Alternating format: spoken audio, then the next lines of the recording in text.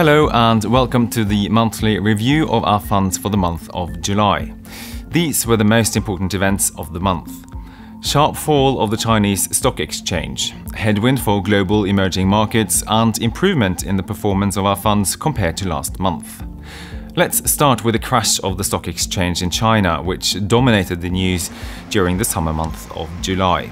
For the period June 2014 to June 2015, the Shanghai Stock Exchange increased by 150% in local currency.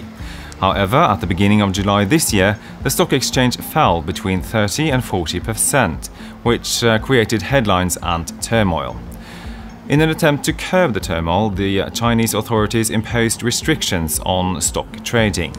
This especially impacted the two largest stock exchanges in Shanghai and Shenzhen. For the first time, there are now more stock investors in China than there are members of the Communist Party. SKAGEN has no investments listed in China, but nevertheless, the repercussions did affect the returns in several of our funds. Let's take a look at how our equity funds performed in July. After a challenging month in June, there are now some promising signs with positive performance for SKAGEN Global. Also, SKAGEN Kon-Tiki beat its benchmark with a solid margin. The performance of the equity funds so far this year is mostly positive. SKAGEN Focus is lagging the benchmark after 2 months, partly because of the weak performance in raw materials and oil.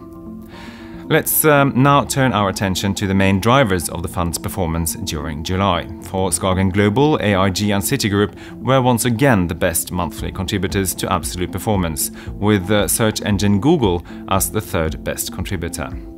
Samsung Electronics, LG Corp and Lundin Petroleum were the main detractors from performance in July. For SKAGEN Kon-Tiki, the top performers were Mahindra & Mahindra, Frontline 2012 and Richter Gedeon. Mahindra & Mahindra continues to expand their product range with utility vehicles and is well positioned for the future.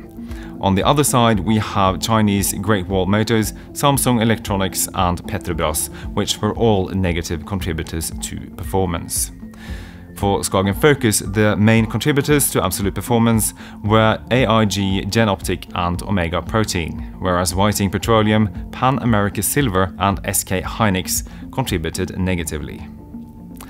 Those were the highlights for July. For further details about each of the fund's developments, check out the status report on our website. There you'll also find the latest market report. Thank you very much for watching.